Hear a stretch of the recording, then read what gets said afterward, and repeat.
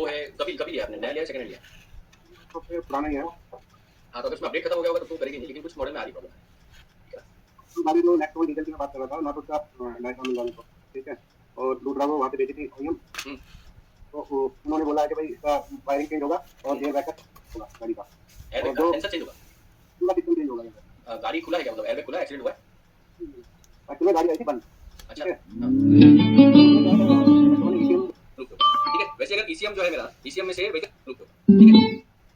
वैसे अगर ईसीएम जो है मेरा, ईसीएम में से वेहिकल स्पीड नहीं मिल रही है, सेंसर खराब हो गया है, तो क्या होगा, एयरबैग अगेन ओपन लूप पे काम करेगा, वो किसी भी स्पीड के ऊपर एयरबैग को खोल देगा, इंपैक्ट लेगा। ये इंपैक्ट ऑब्वियसली ये सेंसर खराब हुआ तो काम नहीं करेगा, वो तो एयरबैग काम नहीं करेगा, एमईएमएस खराब हुआ तो भी एयरबैग काम नहीं करेगा, लेकिन इन सारे सेंसर से वो चला जाता है ओपन लूप में। और ओपन लूप एक्चुअली में सिंपल है कि भाई एयरबैग को ये डिसाइड किया गया है कि इतना इफेक्ट मिला तो आप चालू कर दो, एंड इसी कारण से कई बार होगा क्या कि स्पीड ब्रेकर में जाने से भी आपका एयरबैग खुल जाएगा, क्योंकि ये सारी जानकारी उसको नहीं मिल रही है। ठीक है, तो कैनवस की प्रॉब्लम एक क्रिटिकल ये पैदा कर सकती है। बीसीएम के अंदर कोई प्रॉब्लम है, बीसीएम को चेंज किया गया है, बीसीएम को कोड नहीं किया गया है। क्यों कोडिंग ऑन व्हीकल जरूरी है, ये भी आप समझ सकते हो कि ऑन व्हीकल कोडिंग करना क्यों जरूरी है हर एक कंट्रोल मॉड्यूल को, क्योंकि वो एक दूसरे के साथ में इंफॉर्मेशन शेयर करते हैं। तो आप बोलेंगे कि सर मैंने कोडिंग टेबल पे कर दी है और एयरबैग मेरा कोई प्रॉब्लम नहीं करेगा, नहीं करेगा, कोई बात नहीं, लेकिन ये याद रखिए ओपन लूप पे काम कर रहा है। और आप टेस्ट कैसे करेंगे कि इसने ओपन लूप पे काम किया है या फिर क्लोज लूप पे काम किया है? ये तो तभी पता चलेगा जब कोई अनफॉर्चुनेट इफेक्ट हो जाएगा, क्रैश हो जाएगा। तो इसीलिए कोडिंग ऑन व्हीकल करना यहाँ पे जरूरी हो जाता है हमारे लिए। ठीक है, अब देखिए क्रिटिकल पॉइंट अगर मैं देखूं यहाँ पर कितने क्रिटिकल पॉइंट हो सकते हैं मेरे एयरबैग के सिस्टम के फेल होने के, तो उस केस में मुझे क्या दिखाई देता है, सबसे पहला जो आता है मेरा इंपैक्ट सेंसर।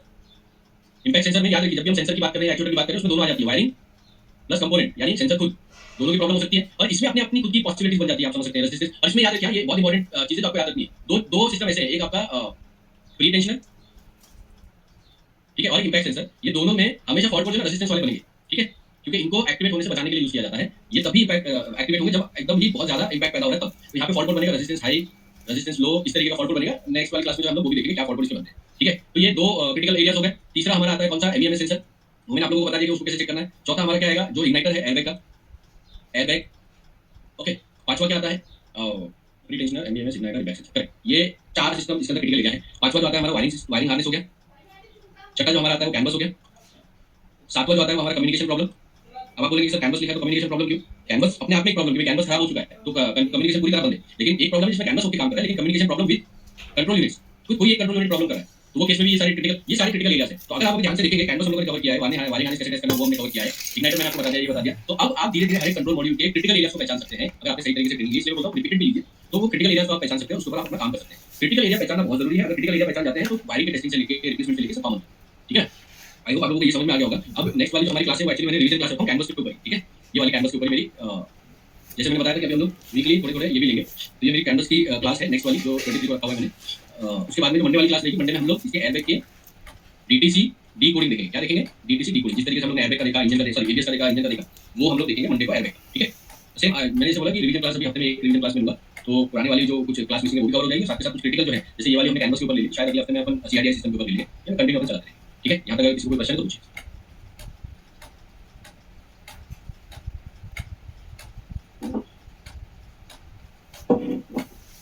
ये सुबह जी बोलिए। हेलो जी रोज बोलिए। जी सर, मैंने ये बहुत सोचा, जब ब्रेक मारते हैं ना तो सीट बेल्ट लॉक हो जाती है। हमेशा हम ये महसूस करते कैसे होती है? हम बहुत बार कोशिश किया जानने के लिए, अल्हम्दुलिल्लाह अभी हमको जानकारी मिल गया। धन्यवाद सर। एक और चीज याद रखिएगा, अगर किसी गाड़ी में ये है कि आप महसूस करते हो कि सीट बेल्ट नहीं टाइट हो रही है ना, तो वहाँ पे मैकेनिक के लिए हो सकता है कि कोई फॉल्ट ना बने, लेकिन उस केस में सीट बेल्ट का मैकेनिकल सिस्टम को चेक कर लेना चाहिए, क्योंकि वो हार्मफुल हो जाएगी, हार्मफुल नहीं मतलब रिस्की हो जाएगी कस्टमर के लिए जब एक्चुअली गाड़ी चलाएगा। ठीक है ना? तो देखिए क्या होता है, हम लोग अभी आप देखिएगा कि जब आपको ये जानकारी हो जाती है ना, और उसके बाद जब फॉल्ट बनते हैं ना, तो कितना आपके लिए मतलब कंपैरेटिवली 50% आसानी हो जाती है कि आपको सिस्टम पूरा पता है। ठीक है ना? तो ब्रेक मारने से जो सीट लॉक होती है, तो वो तो ईसीएम करता ना लॉक के लिए एयरबैग प्री टेंशनर किया ना? हाँ ठीक है, धन्यवाद। एयरबैग है। जी गुलजार भाई बोलिए।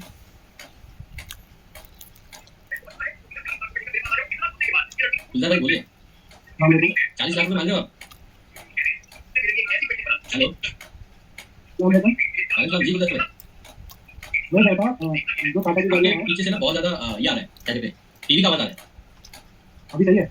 अभी सही। मैं कहता टाटा की जो गाड़ियां हैं उसमें लोड करके काम नहीं कर सकता। टाटा की गाड़ियों में नई वाली में प्रॉब्लम आ रही है, ट्रम्प से बात, खास करके हैरियर हो गया आपका, हैरियर के साथ सफारी हो गई, इनमें प्रॉब्लम आ रही है।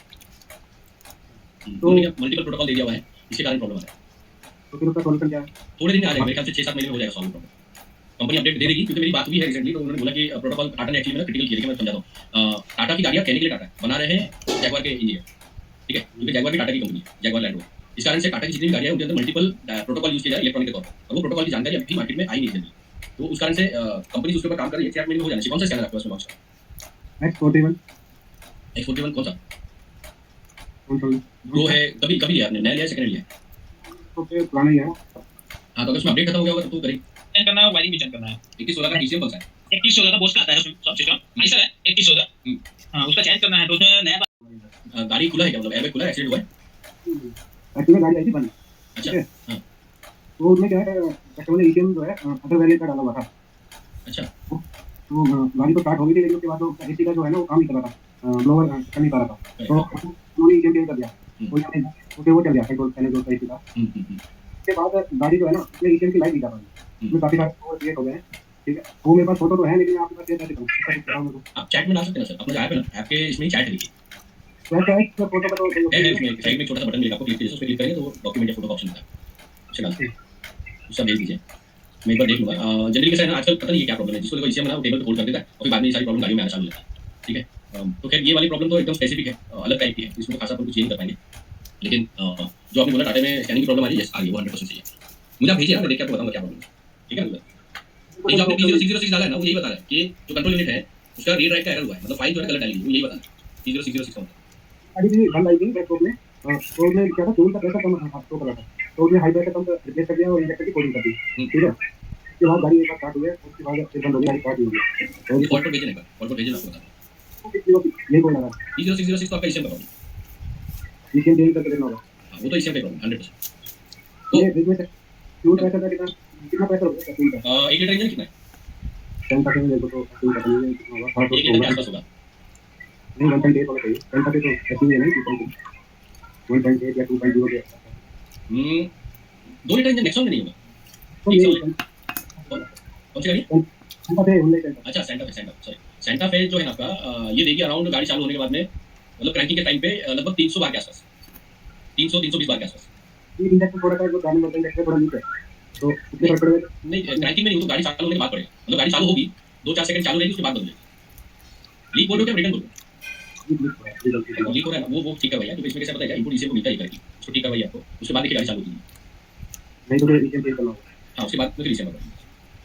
और वो फॉल्ट पर बनता है कि वो वापस देखिए प्रेशर वाला, वो भी जरूरी है, वो आ रहा है कि नहीं आ रहा। अगर वो आया ही नहीं तो फिर इसी की प्रॉब्लम, लेकिन अगर वो वापस आया तो उसके इसमें बहुत सारा हाई प्रेशर पंप, डीआरवी, आपका common rail, injector, return valve, return pipe, hose, ये सब कुछ देखने पड़ेगा। ऐसा कुछ हो सकता है क्या, हम दिन में कम्युनिकेट कर सकते हैं, जैसे गाड़ी पे काम कर रहा हूँ। एक्चुअली कर सकते हैं, कोई दिक्कत नहीं है। आपने जिनसे भी बात किया था पोस्ट लेने के टाइम पे भाई, उनको कल बोलते हैं व्हाट्सएप ग्रुप में ज्वाइन कर दीजिए। ठीक है जी, हाँ, किरण जी को कल सुबह बोलिए व्हाट्सएप ग्रुप में ऐड कीजिए, कर देगा। तो ना सर ने बोला वैसे तो सभी को किया है, कई बार रह जाता है, तो आपको बोल दीजिए कर देगा। ठीक है ना, वीडियो के थ्रू होगा कि वो जो हेल्प होगी हमारी। नहीं, वीडियो के थ्रू तो देखिए नहीं कर पाएंगे, उसका एक रीजन होता है। आप ग्रुप में जब डालेंगे ना तो फॉल्ट मुझे चाहिए होगी सबसे ज्यादा जरूरी, क्योंकि हमारे लिए ना थोड़ा सा मुश्किल हो जाता है, मतलब एक रॉन्ग कमिटमेंट नहीं करता, जितने भी लोग यहाँ पे हैं सभी लोगों को पता है कि अपन अगर हेल्प दे भी पाए तो कैसे दे रहे हैं। फॉल्ट कोड एक तो चाहिए होगा, आप कोशिश कीजिए उसमें फॉल्ट कोड बने, उसके बाद में अगर आपको क्रिटिकल होता है ना तो मैं डायरेक्टली आपसे फोन पे बात करके आपको बता दूंगा क्या चेक करना है।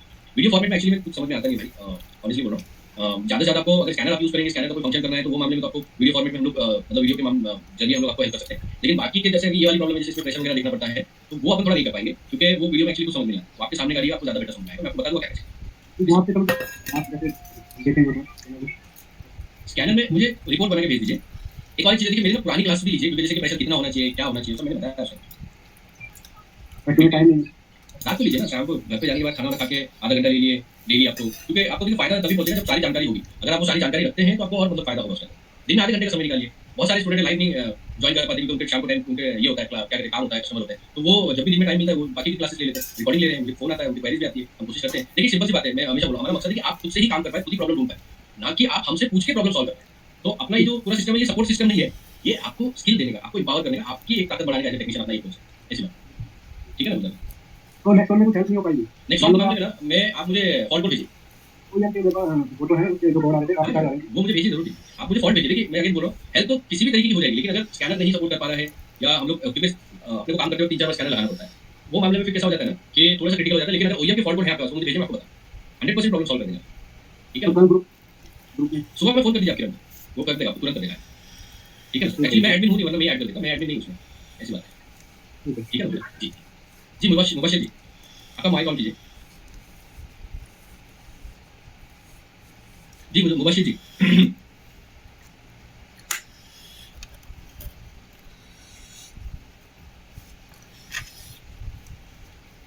ओके। और किसी का, हाँ इधर रंजीत जी ने डाला था, इतना सब कुछ काम करते हो ध्यान नहीं रहेगा, सही बात है, लेकिन अगर आप उसको इस तरह से समझते हैं कि हाँ ये मुझे इन्फॉर्मेशन है और ये नॉलेज मुझे हो चुकी है, तो हमारा ब्रेन कैसे काम करता है। जैसे अभी मैं अगर काम करने जा रहा हूँ तो मुझे ये जानकारी होने की वजह से एडवांटेज क्या मिलती है कि मुझे प्री टेंशन का अगर फॉल्ट हो रहा है तो मुझे पता है कि कहाँ ढूंढना है, कहाँ प्रॉब्लम है। मुझे अगर क्रैश सेंसर का इम्पैक्ट रिलेटेड फॉल्ट हो रहा है तो मुझे पता है कहाँ ढूंढना है, कहाँ प्रॉब्लम है। स्क्रिप्ट का आया या इग्नाइटर का आया तो मुझे पता है कहाँ प्रॉब्लम, कहाँ ढूंढना है। तो ये एक बेनिफिट हो जाता है जब आप सिस्टम को पता हो। वरना 90% टाइम तो टेक्नीशियन जो है ना सिर्फ ये पूछते रहते हैं कि सर ये इग्नाइटर क्या है, इग्नाइटर कहाँ लगा होगा, सर ये स्क्रिप्ट क्या है, स्क्रिप्ट का फॉल्ट हो रहा है वो क्या होता है। तो एटलीस्ट वो मामले में आपको बेनिफिट हो जाता है। उसके बाद तो सिंपल है, आप वायरिंग देखिए, चेक कीजिए एकदम आराम से। चरणजीत जी का एक ये है, सर लॉन्च एक्सपोजर टू ऐसी लिया है, इससे स्कैनर से क्या इसमें ऑनलाइन कोडिंग भी हो सकती है। तो ऑनलाइन कोडिंग आपको किसकी चाहिए चरणजीत जी, क्या चीज़ की कोडिंग करना चाहते हैं आप, वो मुझे पूछिए, मैं आपको बता दूँ। स्पेसिफिकली आप पूछेंगे तो मैं बता दूँगा। ठीक है, आप अपना माइक ऑन करके पूछिए।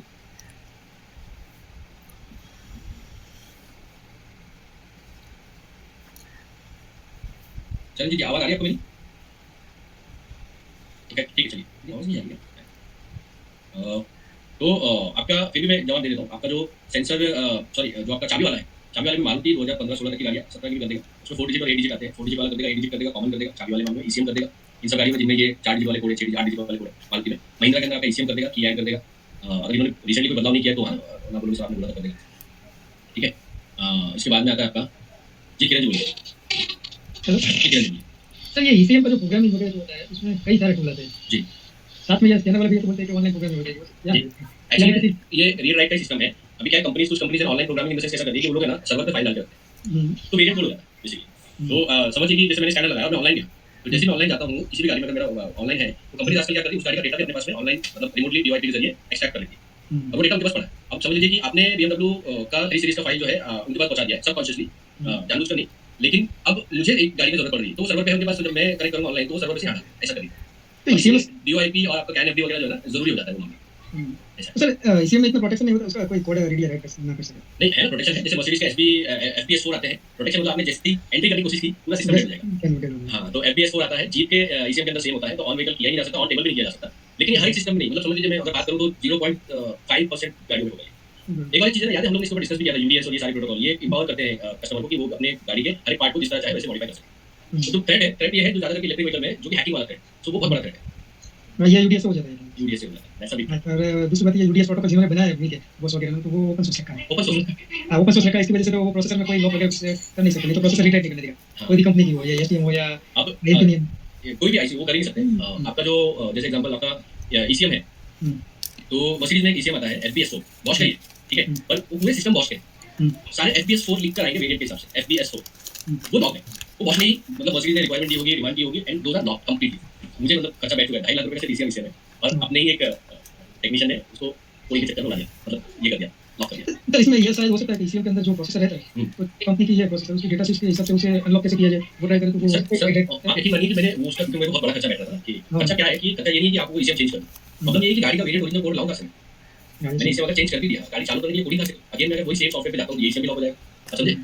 तो खैर मैं पूरी दुनिया छान मारा था, रशिया में बहुत ज्यादा क्रैक होता है ये सारे सॉफ्टवेयर, रशियन के हर एक टेक्नीशियन से बात करते हैं, FPS 4 का नाम सुनते ही लोग गायब हो जाते हैं, ठीक है। तो हाँ, तो उसके बाद में करना क्या पड़ा, गाड़ी को कंपनी में लेके जाके एंट्री करा के वहाँ पे ईसीएम चेंज करवाया, ईसीएम चेंज करा के छोटा सा 40,000 रुपये का अलग बिल बनवाया, ईसीएम का अलग बिल बनवाया, कंपनी के सर्वर से जर्मनी से डेटा उसका बिल नंबर, क्योंकि बिल नंबर पे उनके पास सब कुछ होता है। तो ये कंपनी के हाथ में राइट है, वो कर सकती है अगर वो कहते हैं कि भाई हमने कुछ क्रिटिकल सिस्टम बनाया हुआ है। मैं भी सोचता हूँ कि वेरी थ्रेट, मतलब इतना नहीं होना चाहिए कि सभी कुछ इतना ओपन है, मतलब मैं आगे बताऊंगा इसके बारे में। मैं चरणजीत जी का सवाल ले लेता हूँ। ओके जी चरणजीत जी बोलिए, कौन से कोडिंग की बात कर रहे हैं आप? हाँ जी हेलो सर। जी जी जी जी मैं पूछना चाह रहा था कि मैंने सुना है कि जो सेगमेंट लग्जरीज की जो कारें हैं जैसे ओडी BMW स्कोडा, इनका मैंने सुना है कि कुछ पार्ट्स चेंज करने पर उसको कोडिंग करना पड़ता है। हाँ जी, तो कोडिंग लेवल का जो काम है ना वो आपका ये कर देगा जब तक आपका ऑनलाइन अपडेट यानी कि अपडेट चालू है, फ्री अपडेट के बाद ही बंद कर देगा। उसमें मैं बता देता हूँ, जैसे BMW में FRM कर देगा, आपका स्टीयरिंग का मॉड्यूल कर देगा, लेकिन ECM ट्रांसमिशन की ये जितना भी एंटी वाला सिस्टम है ये वाला मॉडल नहीं कर पाएगा, और प्रोग्रामिंग नहीं कर पाएगा, सिर्फ कोडिंग कर पाएगा। कोडिंग और प्रोग्रामिंग में क्या फर्क है, मैंने क्लास पहले डाली हुई, तो वो आप समझ सकते हैं, ठीक है। अच्छा टूल है, आपने 75 के आसपास लिया है ना, तो नहीं सर इसका तो मैं ज़्यादा पड़ा है सर, जो 75 वाला था ना सर उसका मुझे बोला उन्होंने वो उसमें ये Pro 3 SE बोल के है, वो सिर्फ Pro SE है। Pro 3 ऐसी दिया आपको? जी कितने सर। का दिया आपको? ये सर 99 का। अरे सर ठीक है, कोई बात नहीं। एक्सपोर्ट किया आपने? जी सर। कौन था वहाँ पे, विजय भास्कर? सर तुषार समथिंग था वो सर। तुषार नहीं जी सर। ये महाराष्ट्र का है सर। हाँ, अपने बॉम्बे में ही है, मेरे ऑफिस के पास ही है। ये सर थाने के पास है सर। हाँ, वैसा थे। खैर ठीक है, प्रोडक्ट कोई बुरा नहीं है, अच्छा सॉफ्टवेयर है, ठीक है ना। जी तो इसमें क्या डिफरेंस है सर, ये जो आपने 75 वाला बोला इसका तो कुछ नहीं, नहीं है, हार्डवेयर का डिफरेंस होगा, बाकी अंदर सब सेम ही है क्या? नहीं। इसमें उन्होंने मुझे ये बोल तो के मैं दिया आपको देखिए डिमोटिवेट नहीं करना चाहता हूँ, गलत मत समझिए मुझे। पैड 3 लिया ना आपने, Pro 3 लिया ना, ऐसे नहीं सर Pro 3 SE। तो अगर आप और 20,000 डालते ना तो पैड 3 आता है, एंड पैड 3 में प्रोग्रामिंग तक हो जाता है, तो उनको बताना चाहिए था। ये है जो चीज़ उनको नहीं करनी चाहिए। मैंने पैची का नाम उन पे किया था, मैंने मेंशन किया था, पर उन्होंने बोला वो पुराना हो गया, बंद हो गया। बंद हो गया, करेक्ट। जो अच्छे टूल है वो बंद कर दिए, क्योंकि वो कॉस्टिंग बड़ी अच्छी थी उसकी। ओके कैसे कंपनी करती है। मैं अभी हम लोग ने क्या किया, हम लोग कंसल्टेटिव, जैसे अगर कहने वाला वो ये कि अभी आप उससे पूछे, मैं आपको डिमोटिवेट नहीं कर रहा हूं, प्रोडक्ट अच्छा है आपका, ये बुरा मत समझिए, ठीक है। नहीं आपको मतलब स्टार्ट लेके इशू आ रहा होगा ना, तो बेफिक्र रहिए, आपको मेरे साइड से सर्विस मिल जाएगी, ठीक है। ओके जैसा एक भाई ने बोला था कि टाटा की कुछ गाड़ी में सपोर्ट नहीं कर रहा है, वो क्या है? वो इशू है टाटा की साइड। टाटा ने प्रोटोकॉल ऐसे किए हुए हैं जो कि अभी कम्युनिकेट नहीं बना हुआ है। देखिए क्या होता है ना, हमको लगता है कि स्कैनर रीड करके सबको दिखा रहा है, ऐसा नहीं होता है। स्कैनर पहले गाड़ी के साथ बातचीत करने की कोशिश करता है। जब गाड़ी बोलती है हाँ भाई चलो ठीक है मैं आपको इन्फॉर्मेशन देती हूँ, तब स्कैनर आपको दिखाता है। तो जो भी गाड़ी दिखा रही है वही स्कैनर दिखा रहा है, ठीक है। यहाँ पे क्या रहा है, इन्होंने सिस्टम ऐसा बनाया कि हमारा जो अभी का स्कैनर सॉफ्टवेयर वो इससे बातचीत नहीं करता। ओके ओके ठीक है जी सलीम भाई, मैं एक लास्ट क्वेश्चन ले रहा हूँ, और कुछ क्वेश्चन रहेगा तो आप लोग मुझे चैट में डाल देना, ठीक है ना। जी अस्सलाम वालेकुम। वालेकुम जी भाई। सर एक मुझे 2116 का ईसीएम भी चेंज करना है और वायरिंग भी चेंज करना है। 2116 का डीसीएम कौन सा है? 2116 का बोस का आता है उसमें सब सिस्टम ऐसा है 2116। हाँ उसका चेंज करना है, तो उसमें नया आएगा तो प्लेन आएगा तो उसमें प्रोग्रामिंग करना होगा। तो मेरे हिसाब से नहीं मांगना चाहिए, ठीक है जी और अगर मांगा ना बॉस का डीसीएम है तो आपके नजदीक में अगर कोई पहचान वाला हो, या फिर आपका ये जानते से ना, नहीं जानते से आइशा नहीं करता है। अभी सर मैं डेल्टा से काम कर रहा था, डीआरबी को खाली सेट करना था, उसका वो ज्यादा दिखा रहा था कुछ, तो वो नहीं हो रहा था, उतना ही काम नहीं हो रहा था डेल्टा से। तो जानते एक्चुअली में ना, मैं आऊंगा आपके पास में, लेकिन जानते वैल्यू फॉर मनी प्रोडक्ट नहीं है ऑनेस्टली, तो वो एक बात है। एक मिनट समीर जी मैं स्क्रीन शेयर कर रहा हूँ, सॉरी और सर अभी मुझे बॉस का चेंज करना, एक्चुअली क्या है, मेरा कस्टमर का जो है ना ईसीएम में चोरी किया है, प्राइसिंग भी पूरा काट के लेके गया है, तो उस बंदे के पास कैसे था कि 80,000 का कुछ समथिंग बैठ रहा है, अब तो उतना खर्चा कराने के बाद मटेरियल भी मैं वो करवा दिया हूँ, क्लीन करवाया हूँ, और नहीं हो पाया तो समझो कस्टमर तो जान लेगा। गाड़ी में एंटी थेफ्ट है क्या? हाँ एंटी थेफ्ट मतलब जो चाबी ट्रांसपोर्टर वाली है क्या? नहीं सादा ही आता है, आपको जरूरत नहीं पड़ेगी। और मेरे पास ऐसा का भी टूल्स है, ऐसा का जो जेनियन आते हैं ना, वो भी है डीएलएक्स टूल। हाँ तो जरूरत नहीं पड़ेगी आपको, चलिए आईटी कंपनी ने दिया है, अपन क्या वो कंपनी का और हमारा अलग है पूरा, जो उसको देते हैं ना अपना जैसे मित्र वाले को देते छोटा वाला वैसा। जी, तो उनका जो छोटा ही है वो कंपनी में भी छोटा सा ही दिया हुआ है, सेम ही दिखने में तो सब सेम है, पर कुछ स्क्रैम में ना अंदर से कुछ कमी है हमारे उसमें, मतलब हाई लेवल पर काम करेगा नहीं, नॉर्मल जी। फॉर्मेटिंग के लिए उनको एनालिसिस के काम में आएगा। जी हम लोग को उतना ही दिया हुआ है। नहीं सही है सही, मैं बताता हूँ कुछ नहीं करना, गाड़ी में लगाना, ठीक है। बैटरी नेगेटिव टर्मिनल निकाल के लगाना, ओके। अच्छा। बैटरी नेगेटिव टर्मिनल निकाल के लगाना, उसके बाद बैटरी का नेगेटिव टर्मिनल लगाना, इग्निशन ऑन करके रखना लगभग 1 से 1.5 मिनट तक, ठीक है। और देखना लाइट जो आगे चली जाती है वो आगे चली गई कि नहीं चली गई। अगर वो चली गई उसके बाद में आप सेल्फ मारना, और सेल्फ अगर नॉर्मल जो टाइम होता है अपना 4-5 सेकंड में गाड़ी चालू होने का, बड़ी गाड़ी थोड़ा और लेगी, तो जी। टाइम मेरा अपने टाइम में चालू हो जाती है बहुत अच्छा। अगर नहीं होती तो इग्निशन वापस बंद कर देना, और ईसीएम को सिंपली आपके यहाँ पे अगर कोई होगा जो कि टेबल पे उसको पुराने वाले का डेटा निकाल के इसमें डाल सकता है, रीराइट कर सकता है, तो वो करवा लेना। तो ईसीएम का एक बार फोटो मुझे भेज भी देना, जी जी क्योंकि कोडिंग की तो जरूरत नहीं है अगर एंटी थेफ्ट नहीं है, और बाकी इसमें कोई सिस्टम ऐसे है तो मेरे हिसाब से तो गाड़ी चालू हो जाएगी। सिर्फ ईएमआई सिस्टम के लिए ईसीएम दिया हुआ है और किसी काम के लिए नहीं दिया, जी ठीक है ना। इतना ही चला होता है। ओके सर, उसमें क्या थोड़ा हुआ है, अंदर से डर लगा हुआ है, मैं मटेरियल भी एकदम मैं आपको एक बात बताता हूँ, आपका ईसीएम में भी प्रॉब्लम नहीं आएगी, कुछ भी नहीं होगा, बस ये प्रोसेस फॉलो करना। मतलब तुरंत ईसीएम लगा के डायरेक्ट सेल मत मारना, 1-1.5 मिनट देना उसको पहले अपने मतलब अडैप्ट करने के लिए, वोल्टेज ठीक ठाक चलने लगे ईसीएम की, जी जी ठीक है।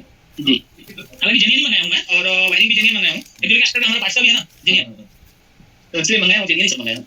बहुत अच्छा बहुत अच्छा, मेरे हिसाब से तो नहीं लगी जरूरत, फिर भी आप करके देखिएगा। Okay sir. जी मुबशिर भाई, वही आपका सवाल लेकर फिर करते हैं आज के लिए। मुबशिर भाई आपके यहाँ पे ना नेटवर्क का इशू हो सकता है, क्योंकि आपकी आवाज मुझे नहीं आ रही, मैंने आपको माइक ऑन किया हुआ है।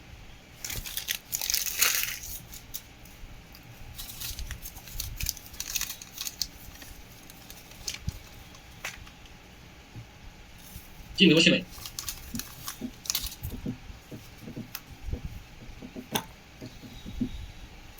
आपका ये नहीं आ रहा, अगर आप चैट में डाल सकते तो चैट में डाल दीजिए, एक बार चैट में देख लेता हूँ, 2 मिनट रुक जाता हूँ आपके लिए।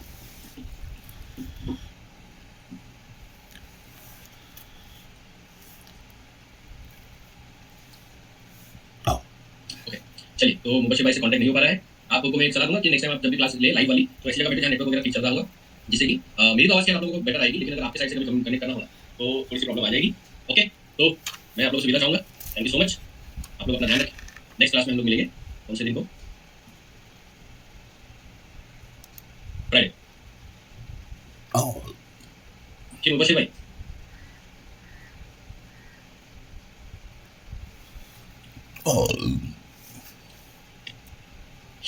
नहीं हो रहा है, कांटेक्ट नहीं हो पा रहा है, ठीक है चलिए, good night, take care.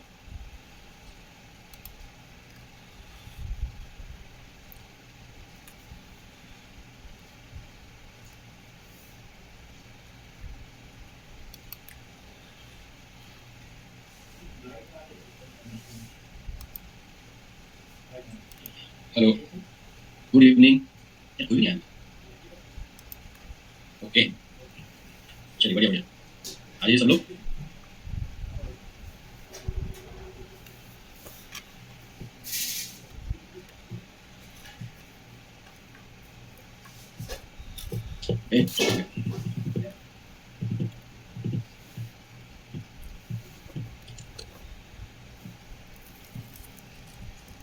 Okay, good evening everybody. तो जैसे कि हमारी पिछली वाली क्लास थी, सभी लोग आ रहे हैं धीरे-धीरे, जैसे सब लोग आ जाएंगे तो हम लोग कंटिन्यू करेंगे, ठीक है ना। पिछली वाली क्लास में मैंने इसका रिवीजन किया था कैनवस का, तो उसके पहले जो हमारा कंटिन्यूएशन में एरबैग का जो टॉपिक चल रहा था, आज उसी को कंटिन्यू करेंगे, ठीक है। और फ्राइडे को वापस से कैनवस का हम लोग एक और रिवीजन करेंगे, जिसमें कैनवस डायग्नोसिस को कवर करेंगे, ठीक है। और अभी पिछली क्लास को लेकर किसी का कुछ क्वेश्चन है तो मुझे अभी पूछो, तो फिर मैं आगे आप लोगों को बताता हूँ। मेरी आवाज़ सभी लोगों को आ रही है? अगर मेरी आवाज़ आ रही है तो एक हैंड रेज़ कर दो, क्या बात है, 2 मिनट पहले कोई भी नहीं था। ओके, वेरी गुड, चलिए थैंक यू रंजीत जी। पिछली वाली जो क्लास थी बेसिकली मैंने आपको बताया था कि हम लोग जो है कोशिश कर रहे हैं। Okay, thank you Randeep ji. Mike ji बोलिए, रमदीप जी आपको कुछ क्वेश्चन है? अच्छा रमदीप जी, सॉरी यार, मैं थोड़ा वीकेंड में कॉल नहीं ले पाता हूँ, पापा जी का भी फ़ोन आया था और मैं ले नहीं पाया था, थोड़ा सा ये चल रहा है, एक्सपेंशन चल रहा है, इसके कारण से मैं नहीं ले पा रहा हूँ, ठीक है। डेफिनेटली मैं आई थिंक कल आपसे बात करता हूँ उसके रिगार्डिंग में। और मुझे ना डेट मिली नहीं, जो फैजान सर बिजी थे उसमें बात हो नहीं पाई। जैसे मैं मुझे डेट मिल जाती फैजान सर से, मैं आप लोगों को आपको ये दे देता हूँ, ठीक है रमदीप जी। ओके, तो हाँ, तो मैं ये बोला था कि देखिए एयरबैग के लेकर हम लोगों ने ये तो समझ लिया कि क्या कंपोनेंट होते हैं, सिस्टम कैसे बनता है, रीटेंशन क्या होता है, ये तो हम लोगों ने समझ लिया। अब देखिए यहाँ पे ना एक चीज़ समझने वाली सब लोगों के लिए जरूरी है कि हम लोग आज भी, मतलब इतना टाइम हो गया है हम लोगों को काम करते हुए, लेकिन आज भी मेजॉरिटी इंजन की जो प्रॉब्लम्स हैं वो ही हम लोग सॉल्व नहीं कर पा रहे हैं। बाकी का तो सारा ट्रायल एंड एरर पे काम होता है, बॉडी टेक सिस्टम पे काम आता है तो सारा का सारा ट्रायल एंड एरर पे काम होता है। लेकिन ट्रायल एंड एरर पे काम करने की जगह पर हम लोग क्या कर सकते हैं, हम लोग ये कर सकते हैं कि हम लोग वायरिंग डायग्राम को समझ के काम करें। देखिए एक बहुत ही स्मार्ट तरीका मैं आप लोगों को बताता हूँ, जो भी लोग यहाँ पर ज्वाइन है। वो स्मार्ट तरीका क्या होता है कि गाड़ी में वायर्स एक तरीके से जाल की तरह बुने हुए होते हैं और उस जाल को हम लोगों को तोड़ने के लिए जो हमारे पास हथियार होता है वो होता है वायरिंग डायग्राम, ठीक है। अब यही कारण है कि ट्रेनिंग के साथ में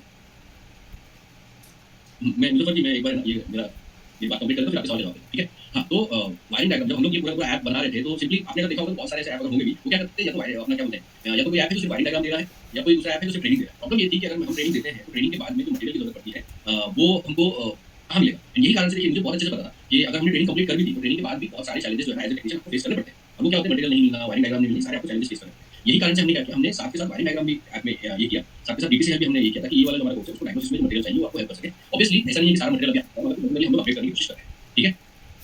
जी फिरोज भाई बोलिए। फिरोज भाई हैंड रेज़ किया आपने, ठीक है। तो हम लोग उसको रेगुलर अपडेट कर रहे हैं। लेकिन जो स्मार्ट तरीका ये है ना कि जो मैं कह रहा था कि स्मार्ट तरीका क्या है, स्मार्ट तरीका ये होगा कि अगर आप ये पता लगा सके खुद से ही, अगर वायरिंग डायग्राम सपोज अवेलेबल नहीं भी है लेकिन हम वायर्स को देखकर आइडेंटिफाई कर सकें कि ये वायर किस लिए दिया होगा। या एक होता है कि दो चीजें होती है, एक होता है गैस और एक होता है प्रेडिक्शन। तो गैस होता है कि भाई आपने अंधेरे में तीर लगाया, लग गया तो लग गया, नहीं लगा तो नहीं लगा। लेकिन प्रेडिक्शन जो होता है, प्रेडिक्शन कमाल की चीज, प्रेडिक्शन होता है जिसमें हम एक्चुअली में ये पता करते हैं कि कैलकुलेटेड तरीके से प्रेडिक्ट करते हैं। प्रेडिक्ट मतलब एक तरीके से हम उसको एनालाइज करके जानने की कोशिश करते हैं।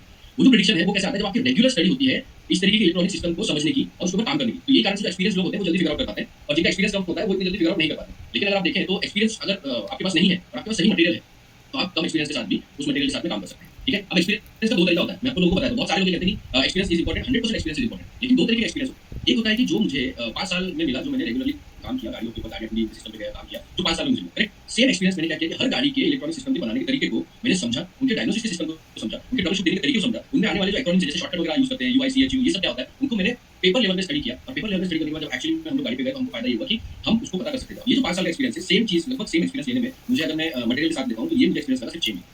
तो दोनों एक्सपीरियंस बराबर है ऐसा नहीं है, लेकिन दोनों में जो फर्क है वो है समय का। अब यही चीज मैं आप लोगों को समझाने की कोशिश कर रहा हूं कि आप लोग डायग्नोस करते वक्त इस चीज को याद रखिए कि जितना भी मटेरियल अवेलेबल है, पहले चाहिए मटेरियल अवेलेबल है या नहीं है, मटेरियल जितना भी अवेलेबल है उस मटेरियल को निकाल के उसको शांति से स्टडी कीजिए। एक बहुत अच्छी बात किसी ने कही थी कि अगर आपको 2 घंटे मिले एक 100 फीट का खड्डा खोदने के लिए, तो आप 2 घंटे में उसको खोद लो, 2 घंटे उसको कैसे मैनेज करोगे, मतलब प्लान ऑफ एक्शन क्या होगा, कैसे करोगे 2 घंटे में। तो जो बंदा था उसने क्या बोला कि भाई मैं ना 1-1.5 घंटा सिर्फ ये पता करने में लगाऊंगा कि आधे घंटे में कौन सी मशीन 100 फीट का खड्डा खोद सकती है। समझा क्या है कि अगर आप पहले से ही तैयारी करके जाते हैं ना तो टाइम आपका कम होगा। और वही चीज हम आगे जो हमारे आने वाले सेशन है उसमें समझेंगे, क्योंकि हमने मटेरियल आपको दिया है ऑलरेडी। जिन लोगों के पास नहीं मटेरियल वो आपको मैसेज करो चैट में। थोड़ी सी प्रॉब्लम क्या है कि मैं भी क्या करूंगा, मैं आप लोगों के लिए हिडन मैंने बनाया हुआ था, आई थिंक यूजर इसलिए डायग्राम के लिए मैंने बनाया हुआ है, आप लोगों को डाला हुआ है, तो वो आप लोग ले सकते हैं, ठीक है। साथ के साथ जो मटेरियल ये आप लोगों को लगेगा कि मैं पर्सनल लेवल पे बहुत स्टडी करता हूं हर एक ब्रांड का। देखिए टाटा महिंद्रा मारुति इनका तो वैसे भी मतलब इतना ज्यादा डिफिकल्ट नहीं है, लेकिन जब प्रीमियम गाड़ी आती है, प्रीमियम गाड़ी में बीडब्ल्यू का बहुत डिफिकल्ट आता है, मर्सिडीज का बहुत डिफिकल्ट आता है। हम लोग क्या करते हैं, हम उनको ही फिगर आउट करके पहले से पता करने की कोशिश करते हैं, कि समझ के पहले से पता करने की कोशिश करते हैं इसमें क्या प्रॉब्लम है, ठीक है। तो अब यहाँ पे एक दूसरी बात आती है, इंजन इलेक्ट्रॉनिक्स जो है वो कॉम्प्लिकेटेड है, लेकिन साथ के साथ बाकी सिस्टम भी कॉम्प्लिकेटेड है। इंजन इलेक्ट्रॉनिक में क्या होता है, आपको इंजन बे के अंदर सारा इलेक्ट्रॉनिक मिल जाता है, आप वहीं पे काम करते हो, वहीं पे ऑलमोस्ट सारी चीज आपको मिल जाती है। लेकिन जब बात बॉडी क्या, बॉडी में सबसे बड़ा चैलेंज आता है सारे के सारे वायर्स जो है ना उसको एक्सेस करने के लिए, उनसे आपको खोलने के लिए और बहुत सारे पार्ट्स खोलने। तो जब आप इतने सारे पार्ट्स खोल रहे हैं तो चांसेस है लगभग 20-25% चांसेस है जहां पे आप कोई ना कोई और गलती कर बैठे। तो इसीलिए वो गलती करने से पहले अगर आप पहले ही वायरिंग को समझ जाए तो आप उतना ही पार्ट खोलेंगे, उतने पार्ट से जितना कि आपको एक्सेसिबल हो सके आपका सिस्टम, और फिर उसी पे काम करके आप आगे बढ़ें, ठीक है। यही चीज हम आगे आने वाले हर एक सिस्टम को जब हम लोग कवर करेंगे तो उस हर एक सिस्टम को कवर करते हो हम लोग यही तरीके से आइडेंटिफाई करने की कोशिश करेंगे, ओके। तो ये जो सिस्टम है, जैसे आप लोगों ने एयरबैग का मैंने कंपोनेंट कवर कर दिया, करेक्ट। जिसके हमने टॉर्क सेंसर हम लोगों ने देखा, आपका क्रैश सेंसर देखा, इंपैक्ट सेंसर देखा, आप लोगों ने उसमें एक्सीलरोमीटर सेंसर देखा, बाद में आपने प्री टेंशन देखा कि प्री टेंशन का क्या काम है, प्री टेंशन कैसे काम कर रहा है। अब हम लोग देखेंगे कि इसका डायग्नोसिस सिस्टम और फॉल्ट कोड क्या बनते हैं उसको हम ठीक है। तो मैं सबसे पहले क्या करूंगा कि मैं अपना स्क्रीन शेयर करूंगा और आप लोग मुझे खाली बेल बजा के बता देना कि स्क्रीन मेरी दिखाई दे रही है आप लोगों को या नहीं दिखाई दे रही है। मैंने क्या किया है कि एक मैंने गाड़ी ली है जो कि नॉर्मल कैटेगरी में आती है, जिसमें कि बहुत ज़्यादा एडवांस सिस्टम नहीं होगा, फंडामेंटल तौर पे सारे पार्ट्स अवेलेबल होंगे।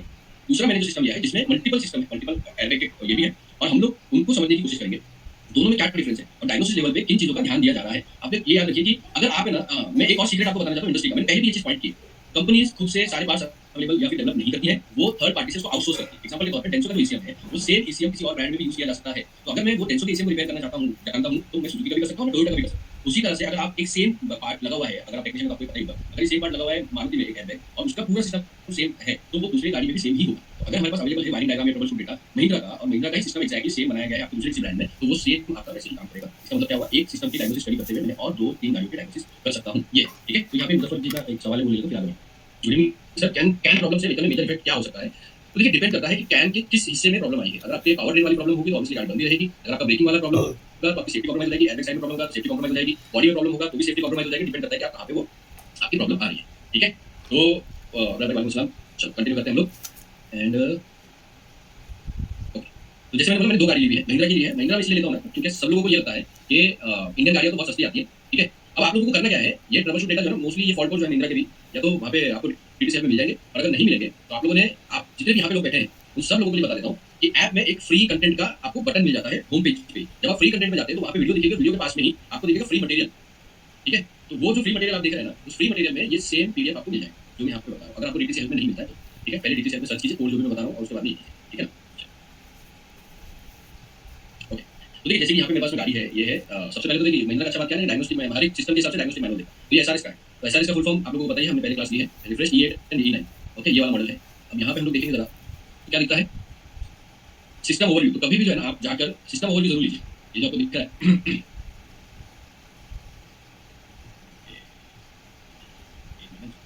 कुछ अच्छा रहता है।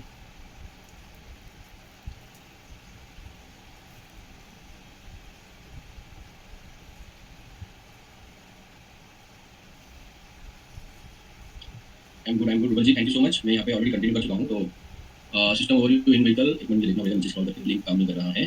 सबसे पहले ना आपको ओवरव्यू देख लेना है, इसलिए आप देखेंगे ये in vehicle overview of the in vehicle communication network. ठीक है, हर एक मॉडल का अलग दिया, ये E9 का है, ऊपर वाला दिखाओ E8 का था। ये क्या है, कम्युनिकेशन नेटवर्क है। अब ये कम्युनिकेशन नेटवर्क मतलब क्या हुआ, चलो मैं एक छोटा सा क्विज डालता हूँ, बताइए आप लोग, इतने टाइम से हम लोग काम कर ही रहे हैं ना, आप लोग बताइए कि ये क्या है, तुरंत बताना, 1 मिनट का है।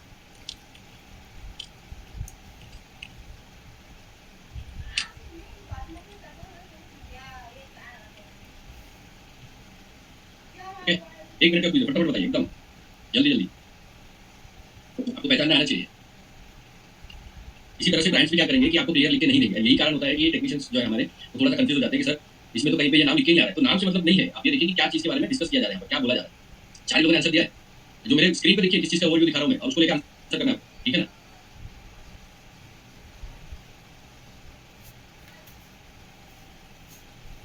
बहुत सिंपल है, 1 मिनट खत्म होने आया है, 9 लोगों ने आंसर दिया है, 2 लोगों का गलत है, एक आदमी का गलत, एक जन ने लास्ट में चेंज कर दिया। ओके, ये खत्म हो गया भाई साहब। ये कम्युनिकेशन है, तो कम्युनिकेशन मतलब कैन का सिस्टम है। अब ये दिखा रहा है कि भाई कैन जो है वो डायरेक्टली हमारा एयरबैग जो है किससे जुड़ा हुआ है, तो ये कैन के जरिए हमारा ये एयरबैग है। ठीक है ना।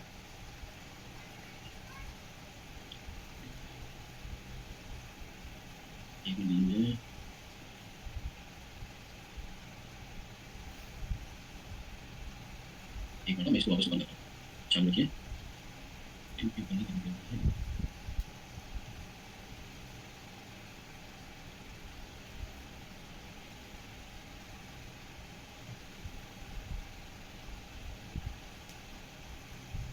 ओके, तो ये जो फाइल है हमारी, ये थोड़ी सी लॉक फाइल है, ये एडिट करने का मुझे ऑप्शन दे नहीं रहा है। ओके, हैंडल किया किसी ने, यस रुबल जी बोलिए। अच्छा कर किया, ठीक है, कोई बात नहीं, मैं आगे बढ़ता हूँ। मुझे दूसरी फाइल ढूंढनी पड़ेगी, सेम मॉडल सेम टाइप की मैं दूसरी मॉडल ढूंढ लेता हूँ क्योंकि ये वाली फाइल एक्सेस करने नहीं दे रहा वो। बोलेरो ले लेते हैं।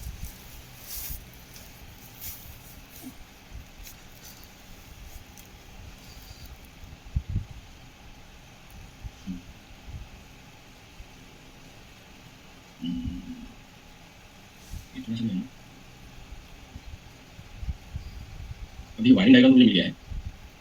ठीक है, आई होप आप लोगों को दिखाई दे रहा है कि नहीं, ये एक वायरिंग डायग्राम मुझे मिला है। एक बार वायरिंग डायग्राम देख लेते हैं, देन उसके बाद में आगे बढ़ते हैं। मैं इसमें एक बार आप लोगों को दिखाने की कोशिश करूँगा। ठीक है, तो ये देखिए, ये हमारे पास में क्या दिखाई दे रहा है, एयरबैग का कंट्रोल मॉड्यूल है। अब यहाँ पे अगर आप देखोगे तो ये ओवरव्यू जो हम लोग देख रहे थे पहले, ये वाला,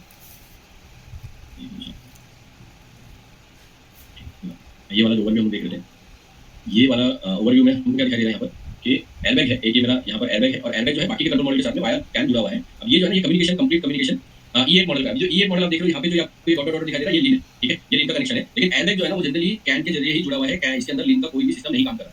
ओके, ये बहुत इंपॉर्टेंट है, याद रखिए, क्योंकि एयरबैग जो है ना बहुत हाई स्पीड में कम्युनिकेशन बिल्ड करना चाहिए, इसीलिए लीन वगैरह जैसे स्लो जो है सिस्टम वो यहाँ पे यूज नहीं किया जाता, के लाइन या लीन नहीं यूज किया जाता, ठीक है। इसके बाद अगर आप यहाँ पे देखते हैं ये हमारा कंट्रोल यूनिट हो गया। अब इसके बाद में ये कैन बस है, जो कैन है या कैन दो, यहाँ पे ये चला जाता है, ये ट्विस्टेड वायर याद रखिए, ये सिंबल हमारा ट्विस्टेड वायर का है। अब इग्निशन के लिए यहाँ पे, क्योंकि हर एक कंट्रोल मॉड्यूल में याद है मैंने क्या बताया, आपका पॉजिटिव होता है, पॉजिटिव के बाद में नेगेटिव होता है और एक होता है इग्निशन। ये जो हमको मिल रहा है ये एक 10 एम्पीयर के फ्यूज के साथ में हमको इग्निशन मिल रहा है, जो डायरेक्टली हमको इग्निशन स्विच से आया है। ओके, ये हमारा 2 नंबर के पिन के ऊपर है। अब ये देखिए क्रैश सेंसर हमको यहाँ पर मिला हुआ है, क्या मिला, क्रैश सेंसर। यहाँ पे 2 क्रैश सेंसर दिए हुए हैं, ठीक है, ये 500 का है, 2 क्रैश सेंसर, ये देखो सप्लाई एंड ग्राउंड, इसका मतलब क्या हुआ, पॉजिटिव एंड नेगेटिव, इसके अलावा और कुछ भी नहीं है। और क्रैश सेंसर हमारा क्या कर रहा है, क्रैश सेंसर यहाँ पर रेजिस्टेंस अप्लाई कर देता है इंटरनली, और वो रेजिस्टेंस तभी हटेगा जब आपका क्रैश होगा। ओके, तो इसका मतलब यहाँ पे हमको बहुत केयरफुल रहना होता है, क्योंकि पॉजिटिव नेगेटिव बिल्कुल भी सर्किट कंप्लीट नहीं होना चाहिए और एयरबैग खुले। ओके, तो दो हमको ये पता चल गया कि 2 क्रैश सेंसर है। अब सिस्टम के अंदर देख लेते हैं, ये मेरा यहाँ पे कोर ड्राइवर प्री टेंशनर। अब ये देखिए, इसमें भी अगर आप देखोगे ना, ये होता है कि जब आप सिस्टम को डायग्नोस करते हो ठीक तरीके से, ये है मेरा सप्लाई यानी पॉजिटिव एंड अगेन यहाँ पे है नेगेटिव। और ये जो पॉजिटिव नेगेटिव है ना, ये पैसिव मतलब बिल्कुल इसके अंदर ये नहीं जाता है, क्या कहते हैं अपना सप्लाई सर्किट कंप्लीट नहीं होता है, सर्किट को रोका जाता है। अगेन यहाँ पे देखो ground and supply driver pre tensioner, pre tensioner याद होगा सब लोगों को, मैंने इस बारे में बात कर रहा हूँ। ओके, अब इसके बाद में PAB pre tensioner airbag, passenger airbag, sorry ये ना पैसेंजर एयरबैग है। ओके, तो पैसेंजर एयरबैग का ये आपका पॉजिटिव नेगेटिव एयरबैग के लिए हो गया, ठीक है। इसके बाद में आप अगर ये देखोगे तो ये है हमारा ड्राइवर एयरबैग जो होता है clock spring. So this is your clock spring, इसके अंदर भी पॉजिटिव नेगेटिव, और ये है सप्लाई एंड ग्राउंड, जब ये क्लॉक स्प्रिंग आगे बैठ जाएगा। देखो यहाँ पे सिंबल बनाया हुआ है किसका, क्लॉक स्प्रिंग का, नीचे उसके पीछे क्लॉक स्प्रिंग लिखा हुआ है लेकिन दिखाई नहीं दे रहा, ठीक है। और एक हो गया कंट्रोल मॉड्यूल, यही चीज है जो हम लोग ठीक तरीके से समझे। सबसे पहले देखिए मैं यहाँ पे जो अंदर है और ये एक ही पेज, सिंगल पेज है, तो और कोई कंट्रोल मॉड्यूल यहाँ पर हमारे नहीं है। यहाँ मुझे क्या पता चलता है कि कितने एयरबैग है वो हम लोग देख के पता लगा सकते हैं, करेक्ट है। समझ लीजिए मेरे पास एक गाड़ी आई है जो कि है यहाँ पे स्कॉर्पियो स्कॉर्पियो S10, ठीक है, स्कॉर्पियो S10 ये। ओके, अब 2 एयरबैग मुझे यहाँ पर मिले हुए हैं। 2 एयरबैग में से पहला जो है दूसरा जो है मेरा पैसेंजर एयरबैग। तो 2 वायर जो है पहले तो मुझे उसके मिल गए, फिर 2 वायर मुझे उसके मिल गए, करेक्ट। तीसरा जो है मेरा उसको अब यहाँ पे हम लोग ये देख लेते हैं कि इसको पॉजिटिव वाले से दिया गया, यहाँ पे पॉजिटिव सप्लाई मुझे नहीं दिखाई दे रही है। ठीक है, तो इसका मतलब इग्निशन पे ही काम करेगा। आप इग्निशन बंद कर दोगे तो एयरबैग को एक्सेस नहीं कर पाओगे। यहाँ पे एक चीज और बता देता हूँ आप लोगों को, जब भी कंट्रोल मॉड्यूल के अंदर पॉजिटिव होता है ना, पॉजिटिव अलग से दिया है और इग्निशन अलग से दिया है, तो अगर आप ये इग्निशन स्विच ऑफ भी कर दोगे, इग्निशन ऑफ भी कर दोगे तो भी, क्योंकि पॉजिटिव सप्लाई जो है डायरेक्ट बैटरी से आती है, तो आपका स्कैनर जो है वो कनेक्ट कर पाएगा। लेकिन अगर पॉजिटिव सप्लाई नहीं आती है तो सिस्टम इग्निशन पे ही काम करेगा, यानी जब आप स्विच ऑन करोगे तब जाके ये काम करेगा, वरना ये काम नहीं करना। ठीक है, अब यहाँ पे हम लोग दूसरा देख लेते हैं। पहले आपको वायरिंग डायग्राम दिखाऊं, उसके बाद में आगे समझाऊंगा। डायग्नोसिस पे जाते हैं। ठीक है, अब देखिए यहाँ पे आगे मेरा ड्राइवर एयरबैग के 2 वायर, पैसेंजर एयरबैग के 2 वायर, सबसे पहले ये मिल जाते हैं। उसके बाद में जो हमको यहाँ पे क्या मिला, क्रैश सेंसर। तो क्रैश सेंसर मेरा जो है सबसे पहले ड्राइवर एयरबैग है, ठीक है। उसके बाद में क्रैश सेंसर, पैसेंजर एयरबैग, ठीक है, DAB and PAB, ये महिंद्रा शॉर्टकट यूज कर रहा है तो आप लोग उसमें क्लिक मत करना। पांचवा मुझे कैन हाई मिलता है, इसके 2 वायर, इसके 2 वायर, इस तरह से मेरे 2 4 6 हो गए wire. CAN high 1 wire and CAN low. अब क्योंकि हम लोगों ने ये तो सेंसर और इसका बनाया हुआ है, इसके बाद हमको क्या मिल जाता है, pre tensioner, DAB driver side pre tensioner, इसके 2 wire, pre tensioner, passenger airbag 2 wire. Okay, इसके बाद में अभी हमको कम्युनिकेशन तो मिल गया। देखिए बहुत सिंपल करके समझाता हूं, कितने सेंसर है सिस्टम में मैंने बताया था आपको, 2 एयरबैग है, 2 एयरबैग है तो 2 एयरबैग मिलेंगे। उसके बाद क्रैश सेंसर है, 2 airbag, 2 crash sensor, front left और फ्रंट राइट में दिया हुआ है। क्योंकि हर कंट्रोल मॉड्यूल को कम्युनिकेशन की जरूरत पड़ती है तो कहना है कैन लो मिल गया। अब ये प्री टेंशनर पे काम कर रहा है तो प्री टेंशनर 2 मिल गया हमको, करेक्ट है ना। इसके बाद में आता है हमारा प्री टेंशनर के बाद क्या आ रहा है, हाँ अब कंट्रोल मॉड्यूल को क्या चाहिए, चलिए बताइए। यहाँ तक जो आप लोगों ने देखा, इसके बाद कंट्रोल मॉड्यूल को क्या चाहिए, कौन बताएगा। हैंड रेज करके अपना, ये मैं आपको तरीका बता रहा हूँ जब आप सिस्टम को समझ चुके हैं। ये तो मेरे पास वायरिंग डायग्राम है तो मैंने आपको दिखा दिया, वरना मेरे सामने गाड़ी होती, अगर मेरी गाड़ी होती तो गाड़ी में मैं उस तरीके से डायग्नोस करता ना। ओके, तो रंजीत जी ने डाला हुआ है, और कोई बोलेगा और क्या चाहिए आपको कंट्रोल मॉड्यूल में।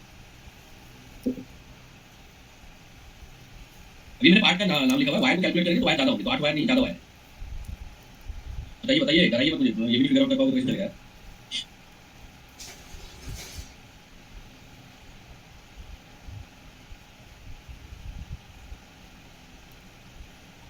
ओके, तो वैसे ना इंटरेस्टिंग हो जाता है। अभी देखो रंजीत जी ने एक आंसर किया है कि हमको ग्राउंड चाहिए, 100% हमको ग्राउंड चाहिए। अभी भी सोचिए ग्राउंड का मिला, किसी भी सर्किट को चलाने के लिए हमको ग्राउंड तो चाहिए कि नहीं चाहिए, और ग्राउंड चाहिए तो उसके साथ साथ हमको पॉजिटिव भी तो चाहिए। मैंने शुरुआत में बताया कि इग्निशन से एक वायर जा रहा है जिसमें 10 एम्पीयर का ये लगा हुआ है, ठीक है। और यहाँ पे मैंने एक्सप्लेन भी किया कि देखिए पॉजिटिव नहीं है, यहाँ पे सिर्फ इग्निशन दिया हुआ है। और दूसरा मैंने यहाँ पे वायर को, इसलिए वीडियो को जब आप ट्रेनिंग ले तो ध्यान से देखें, कई बार सिस्टम सामने होता है, यहाँ पे एयरबैग का ग्राउंड भी तो है, इसी ग्राउंड, तो कितना हो गया, सारे हो गए ना सिस्टम। देखिए यहाँ पे 10 हमको सिस्टम के वायर मिले। अब यहाँ पे एक आंसर किया है जो मुजफ्फर जी ने देखा कि VSS का सिग्नल चाहिए। यहाँ पे आप थोड़ा सा गलती कर, उसका रीजन बताता हूँ क्यों। क्योंकि communication VSS vehicle speed sensor जो है वो वाया कम्युनिकेशन यानी कैन के जरिए मिलेगा एयरबैग को, अलग से वायर लगाने की जरूरत नहीं पड़ती है। यही खासियत है कैंपस की, और इसीलिए हर कंट्रोल मॉड्यूल में आपको 2 वायर मिलेंगे। ये है समझने वाली बात। अगेन और किसने, रमनदीप जी ने डाला कि signal from wheel speed sensor, wrong. Communication अगर है, कैनवस लगा हुआ है, तो दूसरे कंट्रोल मॉड्यूल से जो इन्फॉर्मेशन है वीएसएस की वो कैन के पास जाएगी और कैन के जरिए वो ऑलरेडी एयरबैग के पास पहुंच जाएगी, डायरेक्ट यहां से यहां देने की जरूरत नहीं है। ओके, तो इस तरह से क्या हुआ कि अब यहाँ पे एक चीज और बताता हूँ आप लोगों को कैसे फिगर आउट किया जाता है। मैं वायरिंग डायग्राम के लिए बताऊँ, इसलिए बोलो आदत लगाइए। जितना आप आदत लगाएंगे उतना आपके लिए आसानी रहेगी। मैंने पहले आप लोगों को बता दिया है कि इसके अंदर जो क्रैश सेंसर है उसके अंदर वोल्टेज नहीं देखी जाती, उसके अंदर सिर्फ रेजिस्टेंस देखा जाता है। ठीक है, इसके बाद जो हमारा स्क्विब है या इग्नाइटर है उसको भी रेजिस्टेंस पे ही कंट्रोल किया जाता है, क्योंकि उसको एक्टिव नहीं होना चाहिए। राइट है ना। अब देखिए यहाँ पे अगर आप ध्यान से देखो तो जब भी 12 वोल्टेज सप्लाई आती है तो कंट्रोल मॉड्यूल को एक फ्यूज देना हो जाता है हमारे लिए।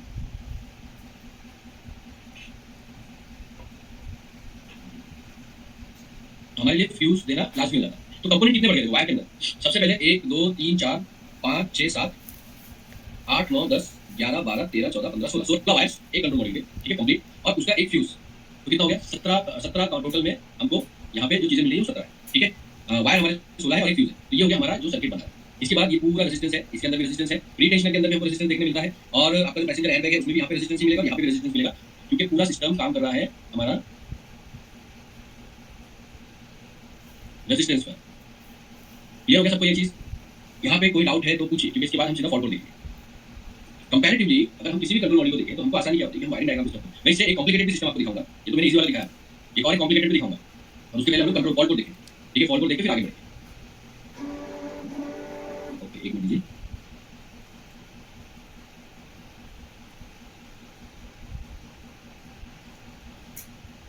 ओके, यस, जिन्होंने हैंड रेज किया, यस रमनदीप जी बोलिए। हेलो, हाँ रमनदीप जी बोलिए, आवाज आ रही मेरी? हेलो, आपकी आवाज नहीं आ रही रमनदीप जी। चैट में एक बार डाल दीजिए। रंजीत जी ने डाला हुआ है, सर इनका रेजिस्टेंस चेक कर सकते हैं क्या? 100% कर सकते हैं, बट आपको दोनों एंड से सिस्टम को डिसेबल करना पड़ेगा। वही अभी हम लोग आगे डायग्नोस्टिक मैनुअल के अंदर एक बार देख लेते हैं। ठीक है, वो हमको अंदाजा मिल जाएगा। ओके, ये क्लियर हो गया? और कोई डाउट है किसी को? रमनदीप जी आप मुझे चैट बॉक्स में डाल लीजिए, मैं समझ लेता हूँ एक बार। इनका रेजिस्टेंस 120 ओम्स नहीं सर, ये एयरबैग का सिस्टम है, लेस देन 10 ओम्स। किसी भी वायर में आप अगर सिस्टम को चेक करेंगे तो लेस देन 10 ओम्स होता है। सिस्टम थोड़ा अलग अलग रहेगा। 120 ओम्स जो है वो कैनवस का है। मैं अभी कैनवस का सिस्टम कवर नहीं कर रहा हूँ, एयरबैग की हमारी क्लास चल रही थी, उसी को मैं एयरबैग के भी डायग्नोसिस कराया। ठीक है ना, आपको वायरिंग डायग्राम दिखा रहा हूँ और साथ ही साथ फॉल्ट कोड दिखाऊंगा, तो प्लीज उसको कैनवस तक कैनवस का ही। हाँ, अगर आप कैन के बारे में पूछ रहे हैं, मतलब ये जो अगर आप इसके बारे में पूछ रहे हैं स्पेशली, जैसे यहाँ पे हम लोग देखेंगे तो क्या आएगा, तो यहाँ पे आपको 120 ओम्स ही मिलेगा। लेकिन यहाँ पे जो आप देख रहे हो ना, यहाँ पे 3 ओम्स से लेकर 10 ओम्स तक के बीच में आता है रेजिस्टेंस जनरली। लेकिन इसमें भी कैसा होता है, डिपेंड करेगा, सिस्टम अलग अलग काम करता है। एंड यही कारण से हम लोग जो है ना स्मार्ट डायग्नोस करते हैं इसके अंदर। अगर कंपनी की तरफ से हमको डेटा मिल जाए ट्रबल शूट का, जैसे जो मैं आपको दिखाने वाला, तो वो अगर वो मिल जाए तो बहुत बढ़िया। लेकिन अगर वो नहीं मिलता है ना, तो हमको थोड़ा सा अपना ही दिमाग लगा के इस पे काम करना होता है। ठीक है, जैसे ये वाला जो आप डेटा देख रहे हो ना, ये डायग्नोस्टिक मैनुअल है, जाइलोगे, इसमें क्या है ना, लिंक काम नहीं कर रहा, तो डीटीसी कोड लिस्ट में चल जाता हूं। ये देखिए, तो ये क्या यहाँ पर दिखा रहा है आपको सबसे पहले कि driver front airbag 1 short to ground. अब ये जो वाला फॉल्ट कोड है ना, ये तो सिंपल सा है भाई, आपका driver front airbag 1 short to ground, मतलब क्या हुआ है कि यहाँ पे किसी वजह से ये जो मेरा ग्राउंड है, ये ग्राउंड का वायर शॉर्ट हो गया। सॉरी, शॉर्ट टू ग्राउंड मतलब कि एयरबैग जो है ना वो शॉर्ट हुआ है ग्राउंड के साथ, मतलब ये वाली वायर शॉर्ट हुई, ये ड्राइवर एयरबैग मेरा, तो ये मेरा वायर जो है शॉर्ट हुआ है ग्राउंड के साथ। तो ऐसा होता है क्रॉस स्प्रिंग जो है जनरली, ये जो है क्रॉस स्प्रिंग ये शॉर्ट हो जाती है कभी-कभी बॉडी ग्राउंड के साथ में, वायर छिल के या कट के लगता है। ठीक है, इसके बाद ये दूसरा वाला फॉल्ट कोड क्या बता रहा है मुझे? दूसरा वाला फॉल्ट कोड बताता है कि ये देखिए, यहाँ पे इसको ले गया ड्राइवर फ्रंट एयरबैग, तो शॉर्ट टू बैटरी, बहुत सिंपल सा देखिए, defect in cross spring, defect in wiring, the ACU monitor airbag control module, ACU, तो यहाँ पे स्पेशल चीज नहीं बोली जाती है। Monitor the high side and low side of the driver airbag continuously.